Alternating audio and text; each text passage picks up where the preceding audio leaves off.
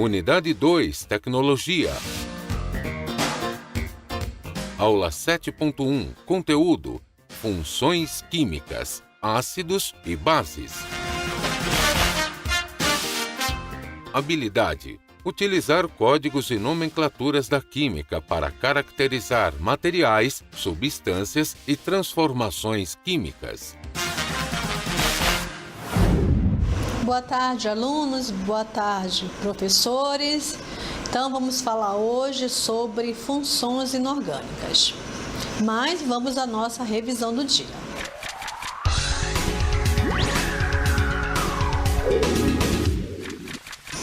Então, professora Yara, no segundo momento, ela falou sobre as ligações químicas. Então, observem essa imagem.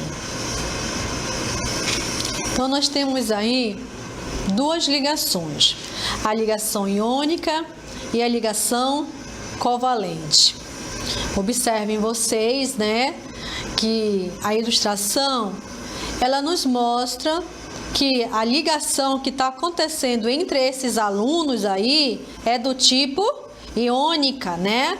Porque na ligação iônica há transferência de elétrons, né? Para ocorrer uma ligação iônica, eu tenho que ter um elemento doador e um outro receptor, né? Então, estão aí numa zona na sala de aula, porque na ligação iônica, quando os elementos têm cargas contrárias, né, ocorre uma atração eletrostática entre essas cargas e aí eles formam o composto inorgânico, tá bom? Nós temos algumas características dessas ligações, né? E os elementos que formam esse tipo de ligação. Então, a iônica ocorre com transferência de elétrons. E os elementos têm que ser um tipo metal, semimetal, ametal e hidrogênio. Então, tem esses elementos na molécula, você já sabe que ela é iônica. A covalente é um tipo de ligação onde compartilha os pares eletrônicos. Então, os elementos que são do tipo ametal, semimetal e ametal, eles ficam compartilhando os seus elétrons. E temos a ligação metálica, né? Os cátions de elementos metálicos envoltos em uma nuvem eletrônica. É um tipo de ligação que ocorre com elementos que são metais, tá certo, gente? Então, aí são algumas características das ligações químicas apresentadas ontem, né? No segundo momento da aula com a professora Yara. E agora vamos para o desafio do dia.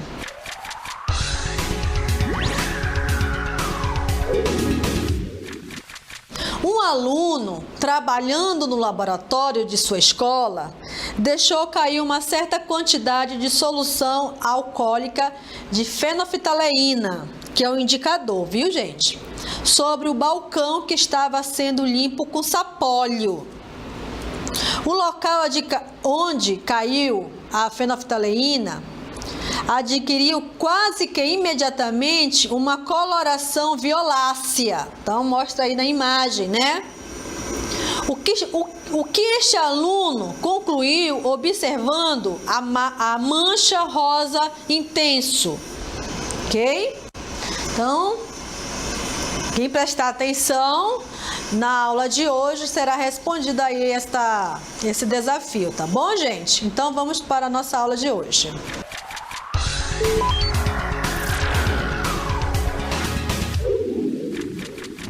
Vamos falar das funções inorgânicas. Nesse primeiro momento, eu vou falar sobre duas funções inorgânicas, os ácidos e as bases. No segundo momento, com a professora Yara, ela irá falar sobre os sais e os óxidos. Então, nós temos 4 grupos: ácidos, bases, sais e óxidos. Vamos conhecer os ácidos. Então, gente, existem várias teorias a respeito do conceito de ácidos, mas eu escolhi o conceito de Arrhenius, que é um cientista, tá? Ele trabalhou verificando, né, o que são ácidos e o que são bases em alguns experimentos. Então, o que ele observou? Ele observou que ácidos são substâncias que em solução aquosa sofrem ionização. Eles liberam íons, né? Liberam íons. Só que essas substâncias liberam um desses íons nessa substância é o H+, ou o H3O+. E aí eu trouxe um tipo de ácido que é o ácido clorídrico. Esse ácido clorídrico, ele é o suco gástrico. Então, o suco gástrico, ele contém esse ácido, que é o HCl, que é o ácido clorídrico. Então, em presença de água, esse ácido libera o cátio H+, mais o ânion Cl-. Então, arrênio, na sua definição, para ele, ácido é toda substância que em presença de água libera H+. Então, para identificar um ácido, ele tem que ter o hidrogênio, tá? Que é o caso aqui do HCl. E para vocês terem uma ideia, né, que nós temos ácidos, um ácido que está dentro do nosso organismo. Agora, o aumento desse H+ aí, né, lá no nosso suco gástrico, ele pode ocasionar algumas doenças, tá certo?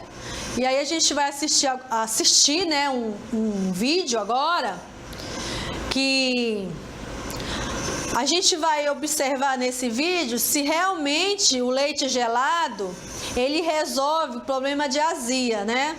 Que azia nada é do que esse aumento de acidez de H+, né, no nosso suco gástrico. Então vamos assistir com bastante atenção esse vídeo.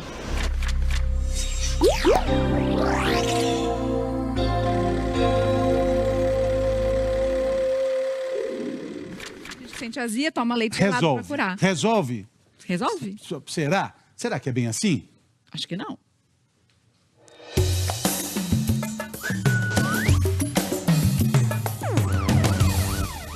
Não é bem assim.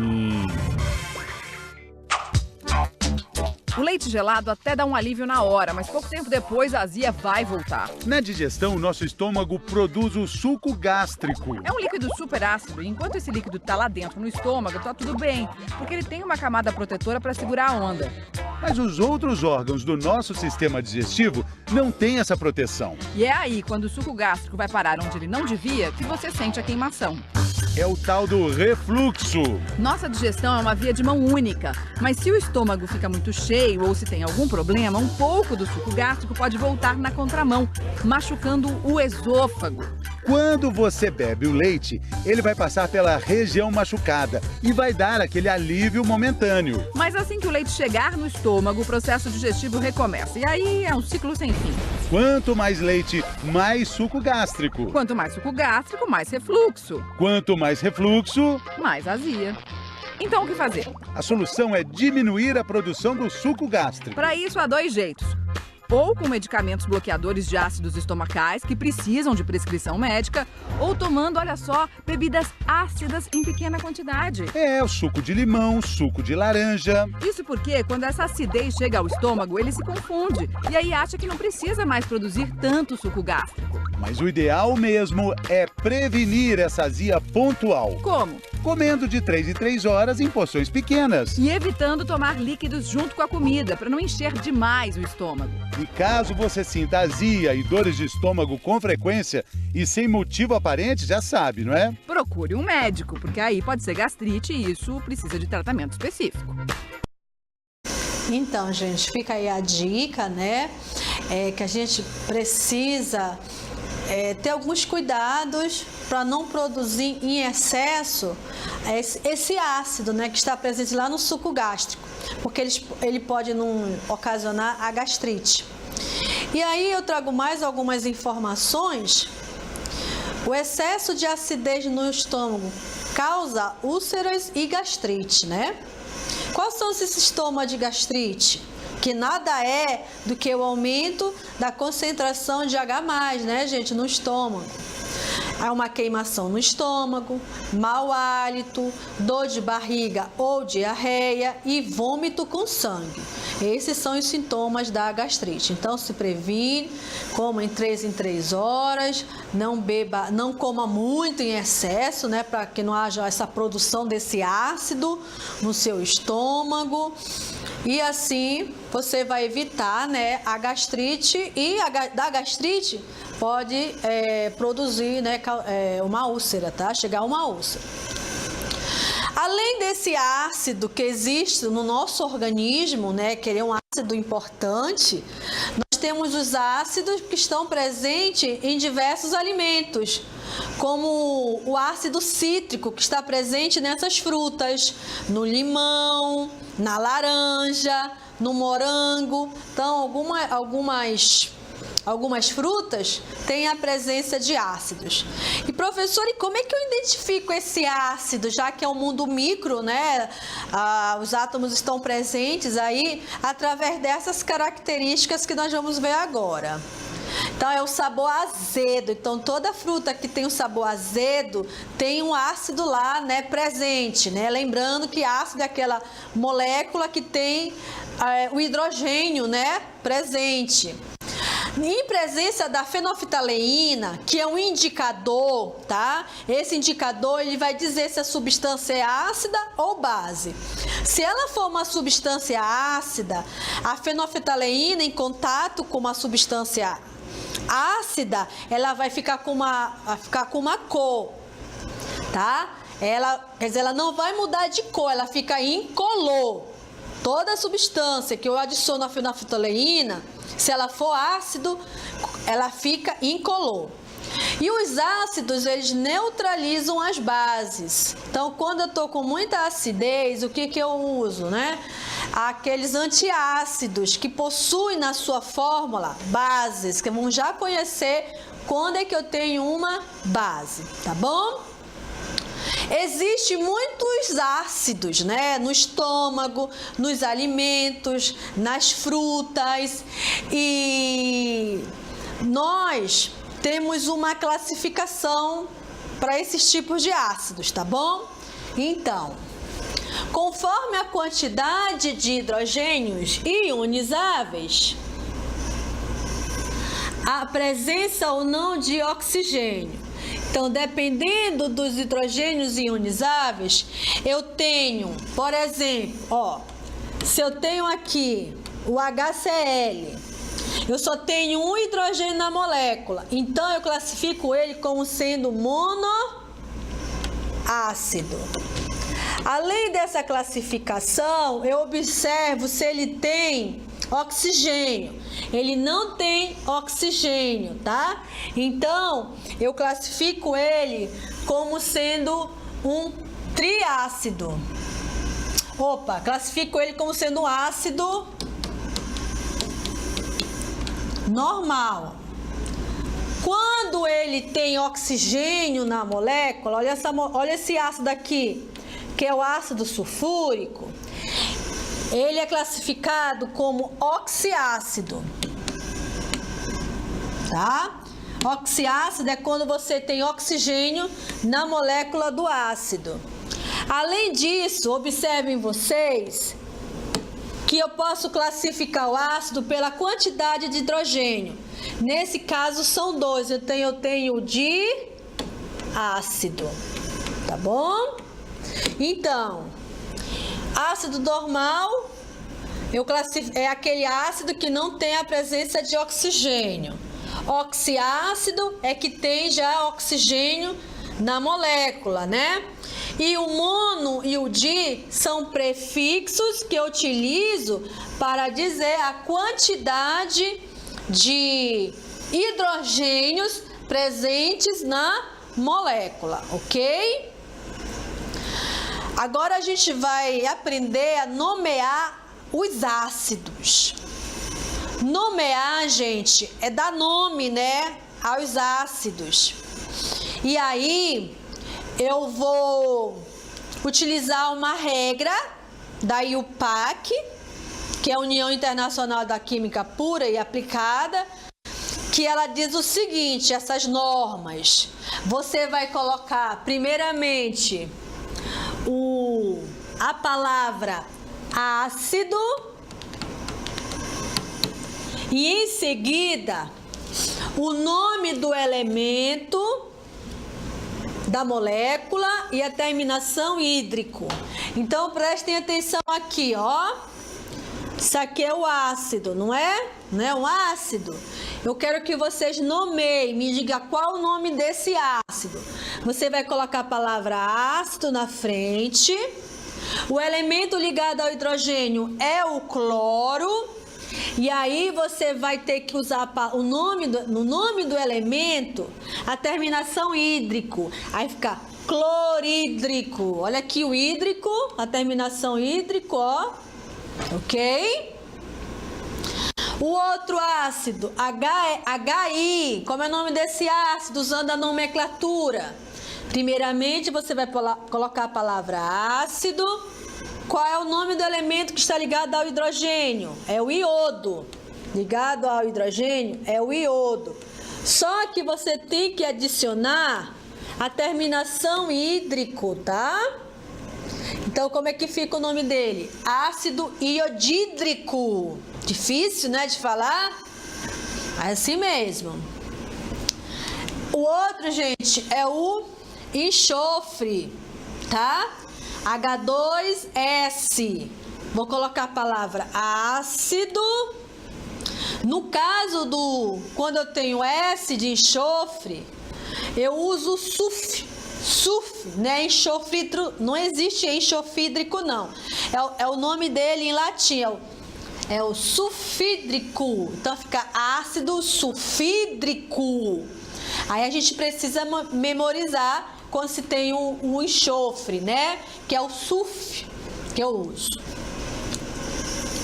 No último ácido, eu tenho o elemento químico chamado de telúrio.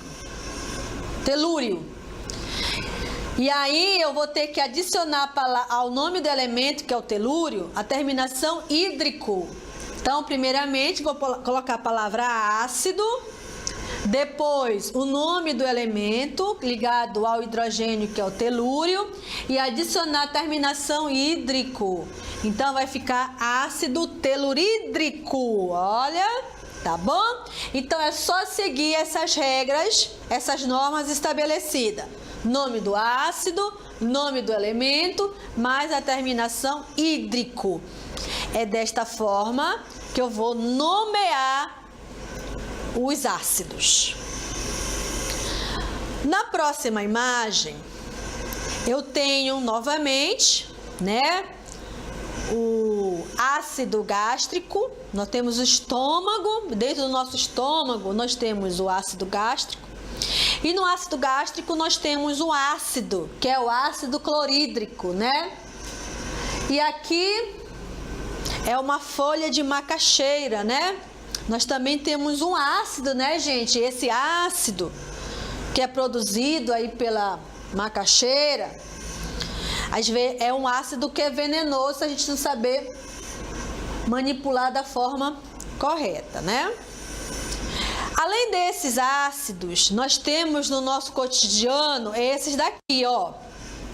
Temos um ácido presente no vinagre, que é o ácido acético. Temos ácidos presentes em alguns produtos de limpeza, como ácido clorídrico.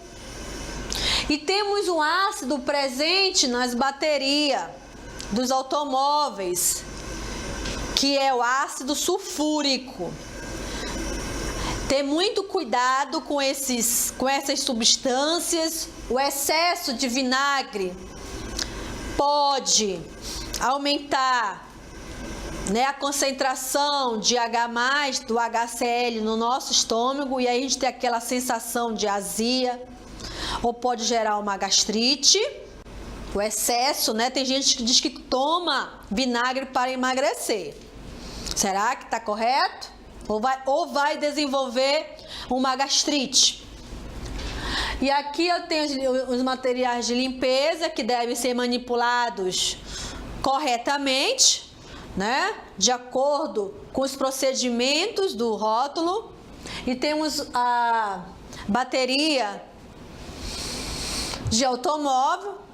Não temos que mexer aí, retirar, né? A gente às vezes quer desfazer dessa bateria, tem curiosidade de saber o que tem aí. Tem um ácido, que é o ácido clorídrico, é um ácido muito corrosivo, viu, gente? Causa queimadura na pele. Então, tem cuidado com a presença de ácidos em alguns alimentos e produtos do nosso cotidiano. Agora a gente vai falar das bases. As bases também é um conceito de Arrhenius. É uma substância, tá aqui ela, que em solução aquosa, ou seja, em presença de água, origina como único ânion a hidroxila. Tá aqui a bichinha, olha, hidroxila. Então, toda substância que tiver esse grupo aqui, ó, que é hidroxila, você classifica como sendo uma base, tá? Então, toda substância que possui esse grupo OH, você classifica como sendo uma substância, ok? Que para Arrhenius, essa substância, quando fica na presença de solução aquosa, libera, né?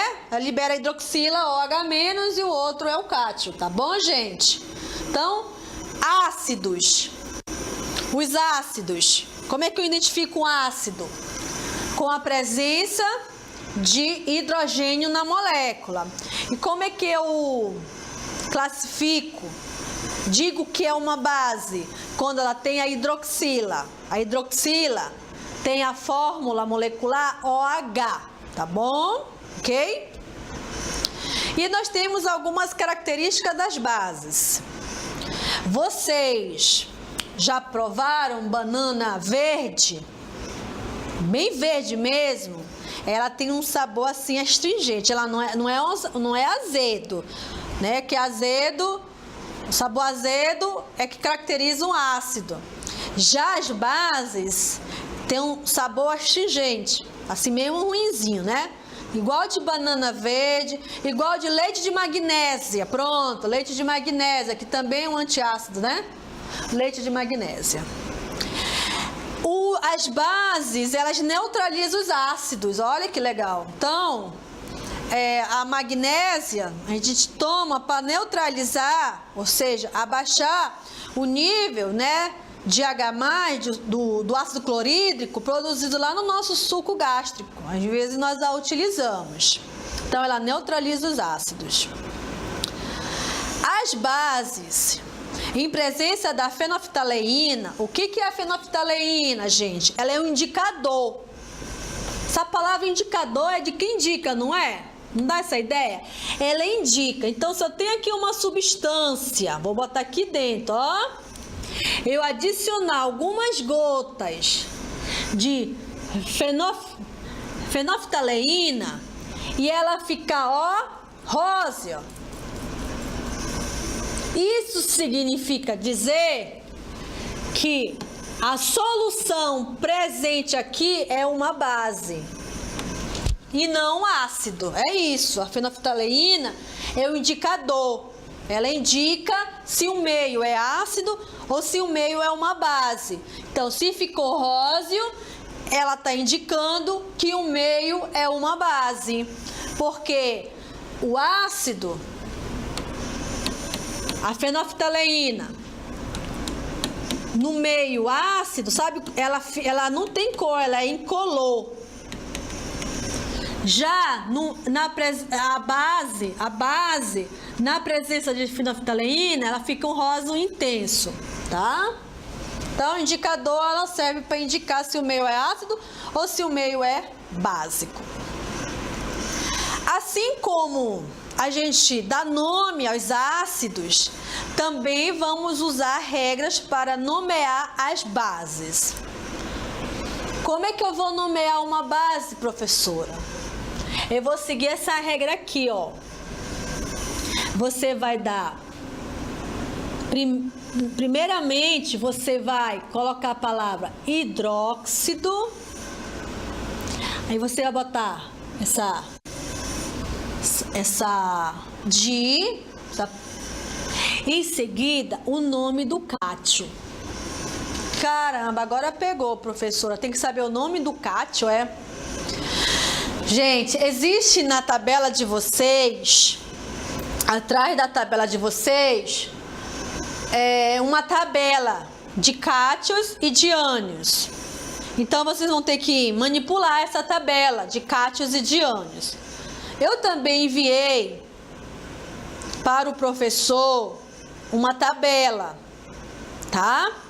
Essa tabela, ela te orienta, né, em relação ao nome do cátion, tá bom? Então, para dar nome a uma base, eu preciso saber o nome do cátion.